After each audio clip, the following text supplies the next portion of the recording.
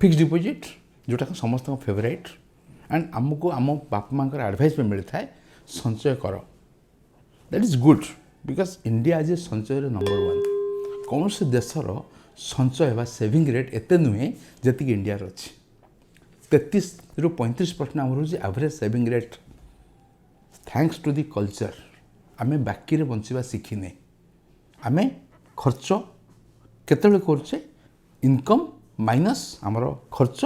तार सेविंग होची तो जेहेतु सेविंग मेंटालिटी आमर अच्छी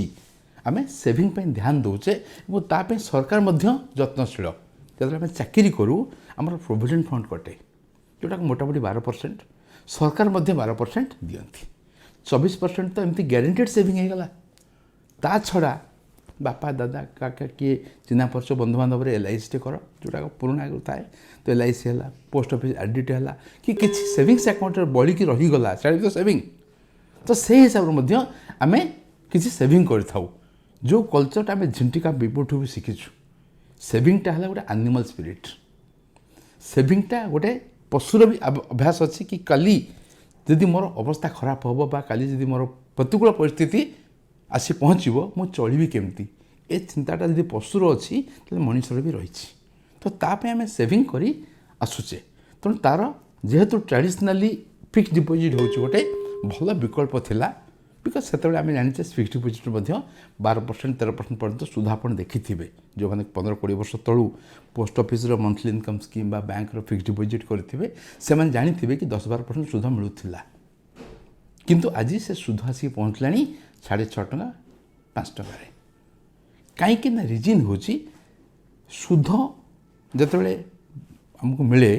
सेटा टंकार वैल्यू को प्रोटेक्ट करने मिले टंकार वैल्यू नष्ट कहीं हुए बा क्षय कहीं हुए बिकज ऑफ दरदाम वृद्धि इनफ्लेशन जो वार्डटा आप शुणुवे आगुरी आम शुणु नथिले एबे इनफ्लेशन वार्डटा गोटे बहुत बजवार्ड बेसिकाली 2016 पर जो सरकार गोटे टार्गेटिंग इनफ्लेशन कॉन्सेप्ट आनी कि प्रति 2 मासरे RBI रो मॉनिटरी पॉलिसी कमिटी बसिकी से कहे आम यही 2 मासरे इनफ्लेशन को कौ स्तर रखीचु तो जत्न दि जाऊँगी इनफ्लेशन को 4 ରୁ 6% भितर रखापी तो जदि इनफ्लेशन 4 ରୁ 6% रहा तो मनी वैल्यू मोर लॉस केते होची to the tune of inflation तो 5-6% जदि मोर मनी वैल्यू कमुची तो मते सेतिकी सुध सरकार देबे बा से पॉलिसी रे सेतिकी इंटरेस्ट रेट रहिबो जोटा मोर टंकार वैल्यू जेतिकी लूज होची तो इंटरेस्ट रेट आजिकली बर्तमान आपनकर हे गलानी से 4 ରୁ 6% मोटामोटी डिफरेंट स्कीम बा डिफरेंट टेन्यूर डिपोजिट उपर आपण डिफरेंट टाइप रो इंटरेस्ट पाउछंती तो फिक्स डिपोजिट करबा खराब नुहे किंतु चिंतार विषय होची फिक्स डिपोजिट रे मु जहाँ पाउची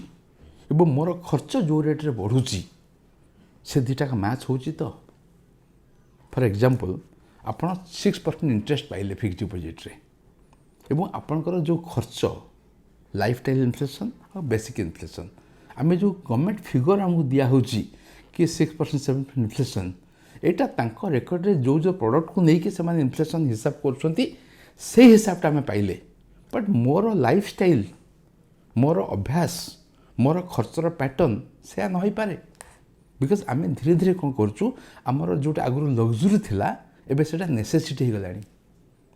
घरे गोटे एसी था ए सब रूम 4टा एसी 5टा एसी गोटे टीवी 4टा टीवी बाहर खाଇବା गोटे कनसेप्ट नथला बे बाहर खाଇବା कनसेप्ट है स्विगी जोमाटो भाया जिनस आम अभ्यास एत खराब कर देछि आम खर्च बढ़ी सारे तेणु ये सब प्लस स्कूल फीस जो परसेंटेज कहते सरकार स्कूल फीस कौन कौ परसेंटेज बढ़े इनफ्लेशन अनुसार 2000 टଙ୍କା फीस था 3000 टଙ୍କା है ये परसेंटेज कौन काम अच्छी मो छुआ को भल स्कूल पढ़ेबी तेणु फीस टेंशन नेबिनी बिकज से मत फीस मुझे हिसाब करनी इनफ्लेशन केते बढ़ला स्कूलटा केते डिमांड अच्छी से स्कूल मो पिला एडमिशन पाइब कि नहीं जदि मासक मुझे 10,000 टଙ୍କା स्कूल रू मासक 30,000 टଙ୍କା पड़ुवा स्कूल को जाऊँगी बिकज मो इनकम बढ़ी I am okay with that तो इनफ्लेशन गोटे है बेसिक इनफ्लेशन आ गोटे lifestyle inflation medical inflation सबुठ अधिका इंडिया रे आप देखो जो मेडिसिन आप कोरोना बेले किणुले 50 टଙ୍କାରେ आज बोधे 200 टଙ୍କା हेनी आम जापे बिकज खर्चटा जिते डिमांड आसूँ तार प्राइस कंट्रोल रहे ना तेणु से सब जिन देखला बेलू आमर actual inflation is more than 10% तो आम सुध पाइले 6% एवं सुध पाइबा परे से टैक्स भी लगे तो जदि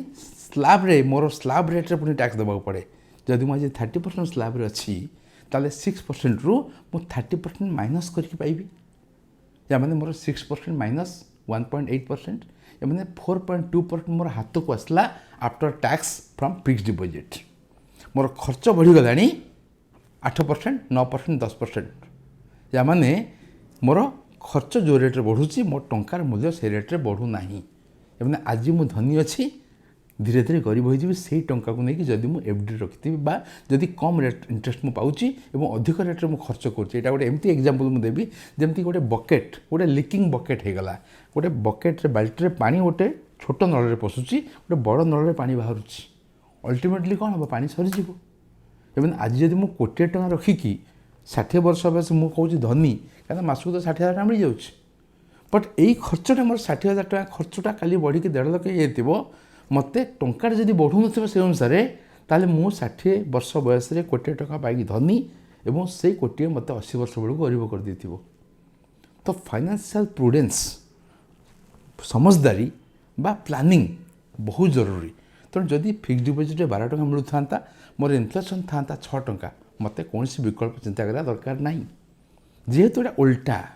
ମୋତେ ବିକଳ୍ପ ଚିନ୍ତା କରିବାକୁ ପଡ଼ୁଛି। ତ ଉଦ୍ଦେଶ୍ୟ ଇନଭେଷ୍ଟମେଣ୍ଟର କ'ଣ? ମୁଁ ଗୋଟେ ଲାଇନ୍ରେ କହିବି କି ମୋର ଟଙ୍କାର ମୂଲ୍ୟ ଯେତିକି କ୍ଷୟ ହେଉଛି ସେତିକି ପରେ